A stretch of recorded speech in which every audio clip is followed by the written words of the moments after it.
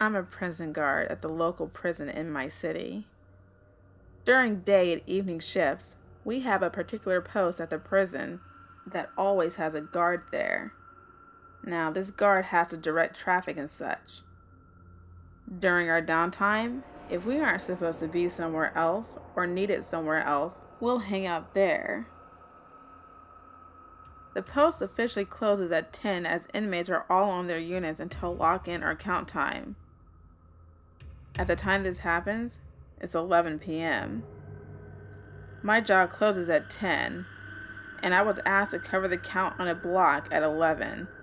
I typically work in the yard, but I had about an hour to kill.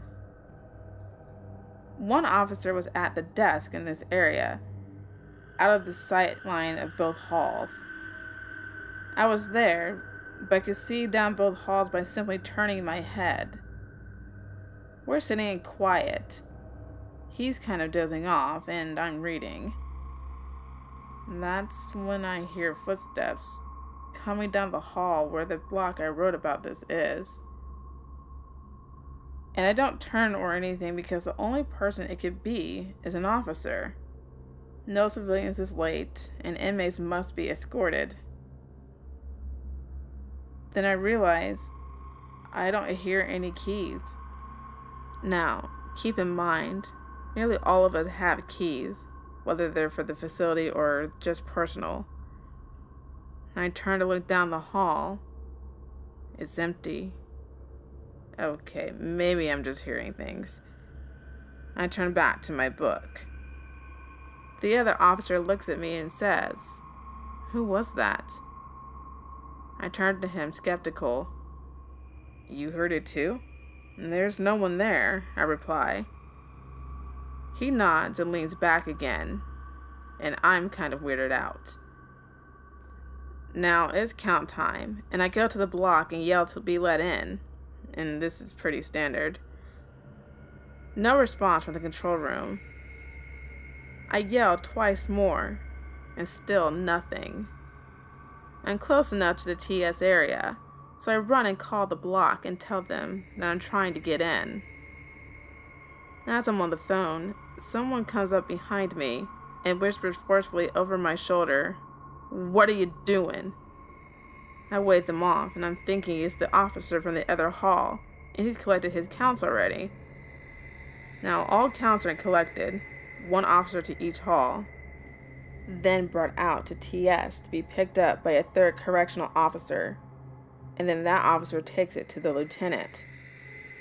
Except when I hang up and turn to say something smart to him, no one's there. That's when I book it back to the block, and I am let in immediately. Sometimes after count clears, we can leave and hang at TS until the reliefs start heading up. But I was far too spooked to go back out. Oh, and the officer I thought the whisper belonged to? He wasn't even on that night. It was some other guy who sounds nothing like who I thought it was. And that's my personal story. But here's a bonus funny. Same block from the other story, but different officer. He thought he'd been seeing shit from the corner of his eye all night and was jumpy. He goes out into the rec area. Behind our desk, there's a closed-in area with windows seeing into the block on both sides. In the back is mesh fence. He goes back to have a smoke. He's facing a set of windows, and he's seeing a figure just standing there, staring at him, and is copying his every move, right down to taking a drag on a smoke. Took him a sec to realize he was seeing himself. He kicked himself for being so high-strung and laughed it off. But he did say the peripheral movement still didn't stop, so unless he was doing a round, he sat in the rec yard the rest of the night, because then he could ignore those feelings. My mum used to be a nurse. I can't remember what type specifically, but I do know that she used to work nights. Usually, a pretty quiet job. Now to clarify, my mum is not the slightest way spiritual, and does not tend to spout shit, so I believe her. Had my dad told me this story, it would be different, 'cause he's full of shit. But anyway, one night, a relatively normal night, the nurses are chilling out chatting or something, and then my mum hears rambling from one of the patients. She goes in to see what's going on, and the patients rant about some nurse demanding she got out of bed. Mum was originally sat with the other nurses, so she knew that none of them did it. When the patient says, "The nurse in the grey uniform was trying to get me out of bed," Mum then notices that the bed sheets had been neatly folded back to the end of the bed.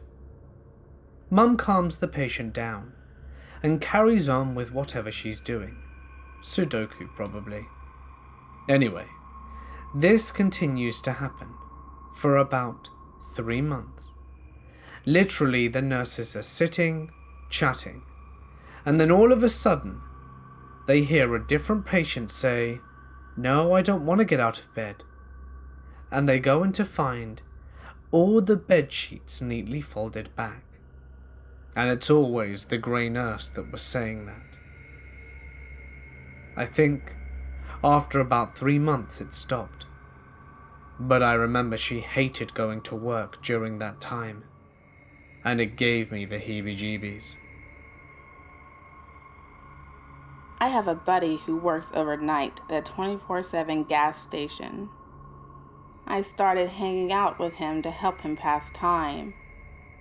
Now, normally from around 11 p.m. to around 2 or 3 in the morning, I would leave to get some sleep. The owner noticed me hanging out at the security camera, but he said he didn't mind as long as nothing goes missing. So I'm hanging out with my friend one night. Would have been after midnight. We had gone around the corner of the main building to smoke a joint. Don't worry, the side of the bundling is far from all the pumps and has no flammable or explosive materials. We are midway through when we hear a car pull up, so we go back inside and chill at the counter.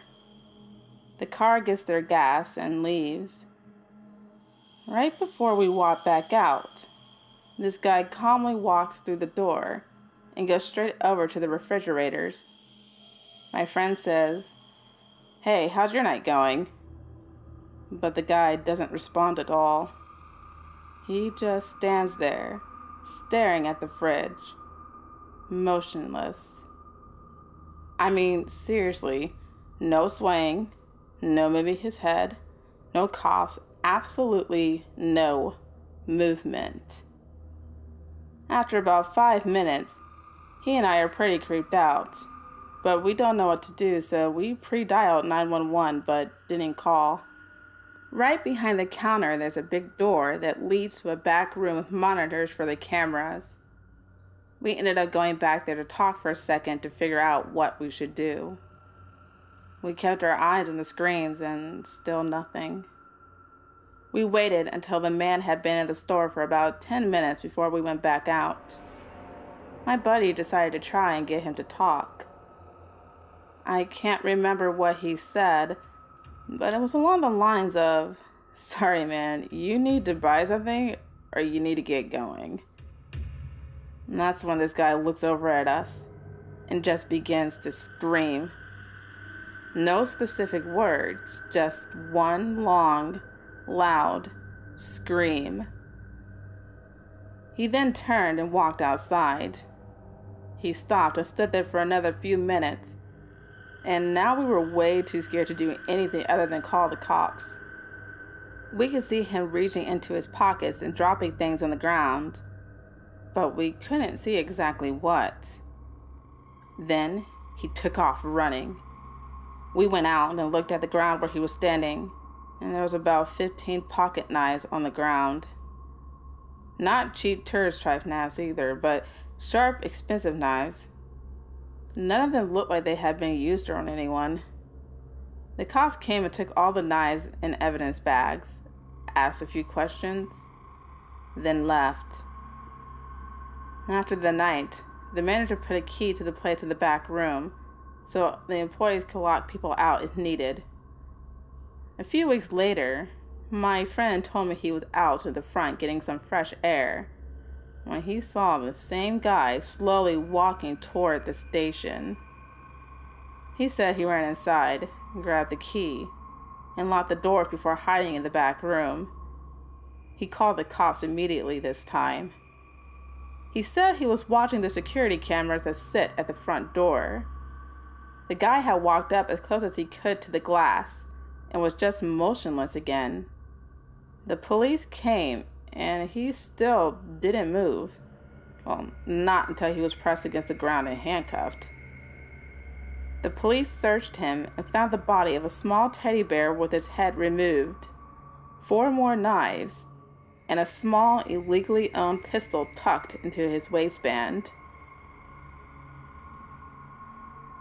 The only illegal thing we know about the guy was the gun, but I still don't know what was wrong, what he was doing, or what he was on. I used to work at an ice cream factory from 6 p.m. to 6 a.m.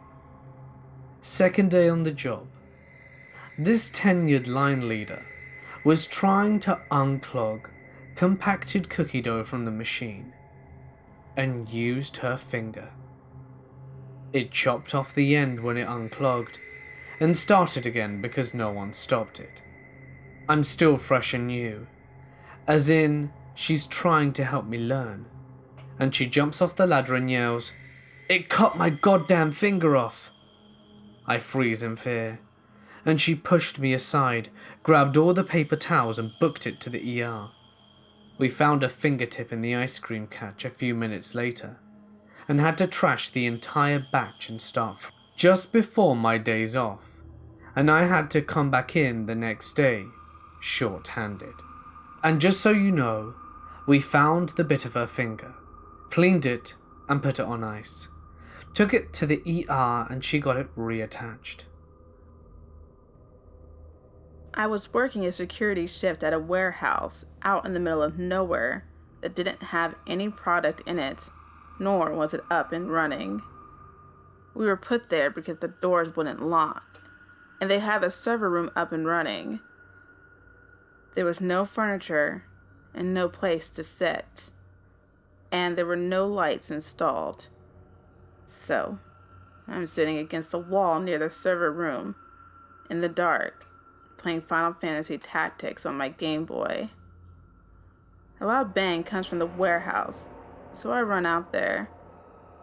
Another from the end of the place, as a door opening is slamming shut. Now, warehouse doors are heavy metal doors that shouldn't just be opening in a breeze. I get to that door, and another bang from the side of the warehouse.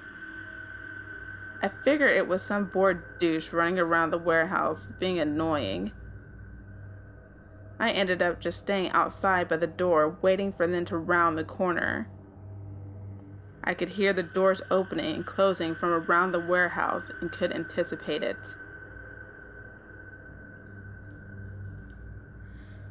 There was a door at the opposite end of the wall I was watching.